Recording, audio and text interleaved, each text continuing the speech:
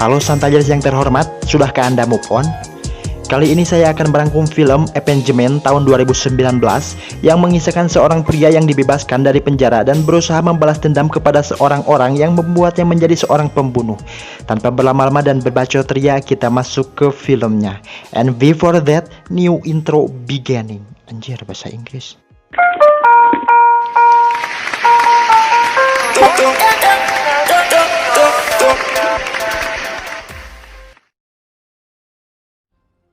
Di awal film kita akan melihat seorang pria yang dijaga ketat oleh dua orang petugas.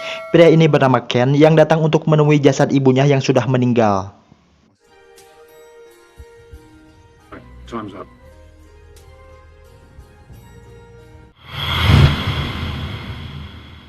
Saat sudah menemui ibunya yang sudah meninggal, Ken pun dibawa lagi. Ketika mereka sedang berada di lift, tiba-tiba Ken menghajar kedua polisi itu.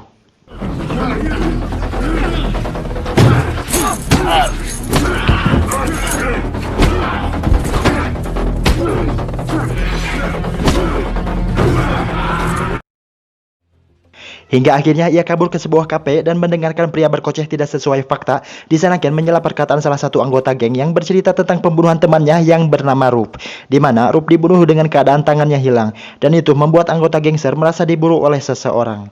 Karena faktanya Ken lah yang melakukan semua itu. Tough guy, smoke away all by yourself. It's funny that. Do you want me to cave your fucking face out? It's fucked, Mo. I don't know. He's fucked. Pria itu bercerita seolah-olah dia berusaha membantu saat di kejadian, tetapi Ken mengatakan kalau itu bohong. Lalu Ken mengejeknya, dia hanyalah seorang pengecut yang hanya bisa kabur, sehingga itu memancing amarah pria dan gengnya tersebut. Lalu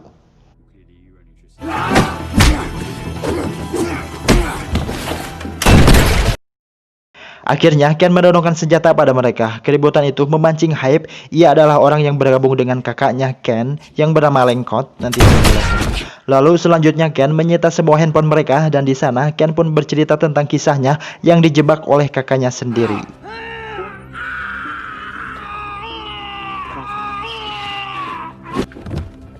Nice and quiet. Film berpindah ke dalam ceritanya Ken ke masa di mana ia masih jadi pria baik. Waktu dulu Ken adalah seorang yang menggemari olahraga tinju yang aktif dalam pertandingan. Lalu Ken mencoba meminjam uang pada kakaknya untuk kebutuhannya. Tetapi kakaknya di sini berkata bahwa jika Ken ingin mendapatkan uang, ia harus melakukan tugas yang akan diperintahkan oleh kakaknya tersebut. Lalu Ken menjawab, melakukan tugas apa itu, Kak? He's jacking it in, so I made him an offer. He's accepted. He's in this room. Done proper money on you. Condescending. You're my brother, not the fuck. Lalu di sana terlihat Hype sekaligus orang yang bekerja pada Lengkot memberitahu tugas yang akan diberikan pada Ken. Katanya, nanti akan datang wanita parubaya yang akan meminjam uang pada mereka, dan Ken diperintahkan untuk mencopet uang itu kembali dan mengembalikannya lagi pada mereka. Because my brother is gonna vouch for me. Sure. Look, I made a mistake. Right? Dan itulah bisnis yang dijalankan oleh kakaknya Ken alias si Lengkot dan anggota gengnya. Sehingga itu membuat yang diberikan pinjaman kesulitan untuk membayarnya. Pada akhirnya, mereka merelakan harta bendanya dirampas oleh Lengkot dan orang-orangnya. Anjir, ada juga ya bisnis seperti itu.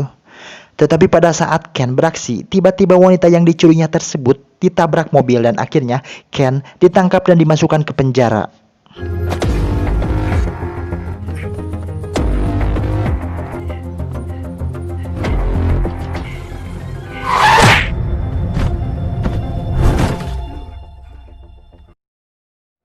Saat hari pertamanya, Ken mendapatkan serangan dari seseorang yang mengharuskannya untuk melawannya.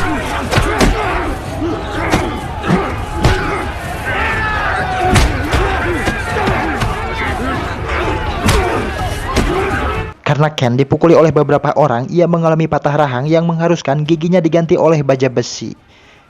Ih, ngilu. It's an easy procedure. Do you know, Joe seems to be. made me look scary as fuck. Saat beberapa kali kunjungan ibunya Ken ke tahanan tersebut, Ken selalu menanyakan pada ibunya kapan Lengkot akan meringankan masa tahanannya dengan uang. Tetapi sang ibu berkata bahwa sampai saat ini Lengkot tidak bercerita apapun tentang dirinya. I'm not proud of it. I don't know what to say. Setelah tahu tersebut, Ken merasa bahwa tidak ada yang dapat membantu dirinya selain diri sendirilah yang dapat melindungi dirinya. Lalu di sana Ken berlatih sekaligus mengasah kemampuannya untuk menjaga diri. I didn't need nothing off Lincoln. So it was clear that I was going to have to look after myself. Hari demi hari selalu ada pertarungan. Penyerangan-penyerangan pun terus berlanjut pada Ken. Sampai-sampai Ken mengalami kehancuran wajahnya yang dilakukan para napi tersebut.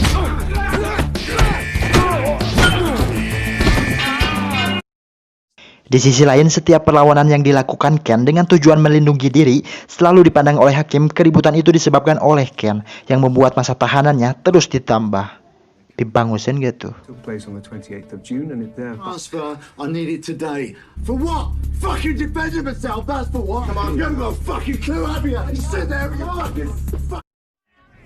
Hari demi hari penyerangan pun terus terjadi pada Ken hingga akhirnya Ken bertanya-tanya apa alasan semua napi berkeinginan untuk menyerangnya. Akhirnya itu semua terjawab ketika salah satu napi babak belur dan menyerah, bilang pada Ken.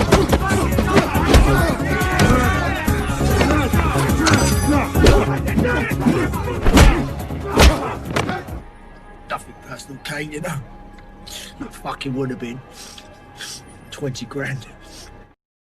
Hari berikutnya, Ken menerima kunjungan terakhir dari sang ibu, di mana sang ibu mengatakan bahwa dirinya mengidap penyakit kanker.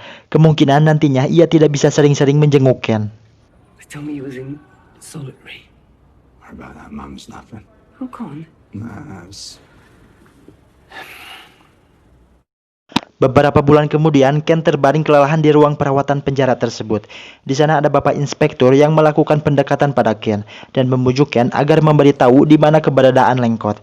Dan ia bertanya pada Ken apa alasan Ken selalu melindungi Lengkot hingga Ken rela dibuat seperti ini. Lalu Ken mempunyai satu permintaan pada bapak inspektur agar ia dipertemukan dengan sang ibu yang sedang sekarat di rumah sakit. Sebagai gantinya, Ken akan memberitahu keberadaan Lengkot. They're gonna kill you in here, you know that, right? I know. Setelah bercerita cukup lama, Lengkot yang ditunggu-tunggu telah datang. Dengan wajah tak bersalah, Lengkot menyambut sang adik dengan sumringah atau bahagia. Tetapi seperti yang kita tahu, Ken tidak terkoceh dengan wajah seperti itu. Karena sebenarnya Ken sudah mengetahui kebusukan kakaknya tersebut. I'm your brother. What's family for, after all? Yeah, The gun off of Ide's head and put it back on me. shut up! Akhirnya Lengkot mengakui dan mengatakan semua itu dilakukannya karena dirinya merasa terancam. Saat Ken hampir membuka mulut pada inspektur tadi tentang keberadaannya. Tetapi seperti yang kita ketahui, Ken tidak pernah berbicara tentang keberadaannya Lengkot. Untuk memastikan kebenarannya, Lengkot meminta ponselnya ingin menghubungi Ivan. Tapi sungguh seribu sayang, sebelum membunuh Rock, Ken sudah membantai Ivan duluan. Kill people, Lincoln. The best.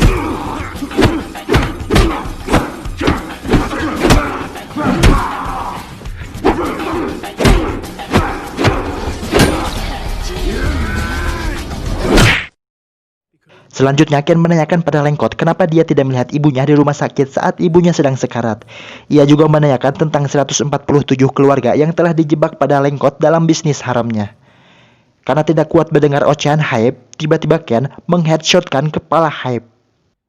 Jerk off their debts. Debts run up, I smack it. Remembered all the names. Look, I'll be honest with you, mate. And you can shove it up your fucking ass. Lalu Ken memperlihatkan saldo rekening Lengkot yang hanya bersisa $1.500 dari jumlah sebelumnya senilai $2,2 juta dan dari mata uang yang berbeda. Hakan. Setelah perdebatan yang cukup panjang, si mbak pelayan bir melemparkan gelas tepat di belakang kepala Ken. Lalu di sana terjadilah keributan. Fucking bomb. Got on every... Dengan kemampuan yang sudah dipelajari Ken dari Mike Tyson, Ken mampu mengalahkan gangster tersebut.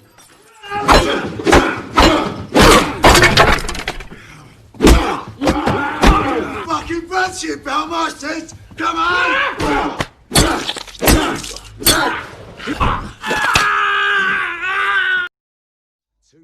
Hingga saatnya tiba, Ken berhasil membunuh kakaknya dengan sebilas pisau.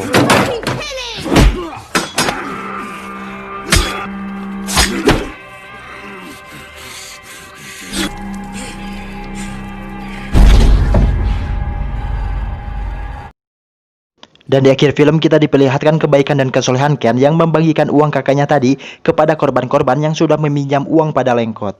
hingga inspektur kepolisian mengetahui pemberitahuan bahwa korban-korban lengkot dulu mendapatkan uang lumayan banyak. Yeah, no, thank you.